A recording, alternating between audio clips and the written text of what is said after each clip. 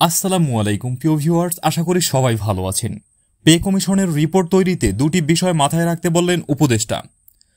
নির্দিষ্ট সময়ের মধ্যে সরকারি চাকরিদের পে কমিশনের রিপোর্ট জমা দেওয়ার আহ্বান জানিয়েছেন অর্থ উপদেষ্টা ডক্টর সালেউদ্দিন আহমেদ। তিনি বলেছেন, পে কমিশনের প্রতিবেদন তৈরি করার সময় দেশের আর্থসামাজিক অবস্থা ও মূল্যস্ফীতির বিষয়টি মাথায় রাখতে হবে।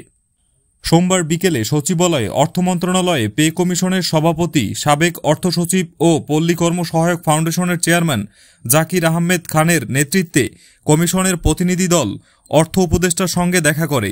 তখন অর্থ উপদেষ্টা তাদের এসব কথা বলেন, সংশ্লিষ্ট সূত্র জানিয়েছে। এ সময় কমিশনের অন্যান্য সদস্য ছাড়াও অর্থ সচিব ডক্টর খায়রুজ্জামান মজুমদার উপস্থিত ছিলেন।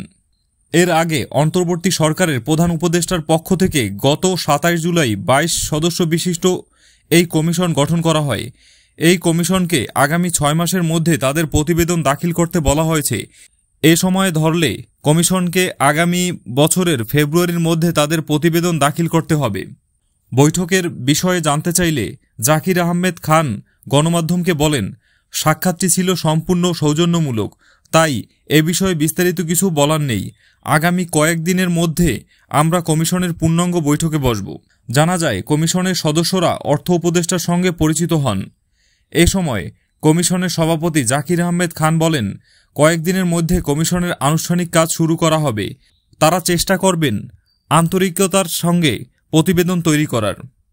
তো ভিউয়ার্স, এই ছিল আজকের ভিডিওতে।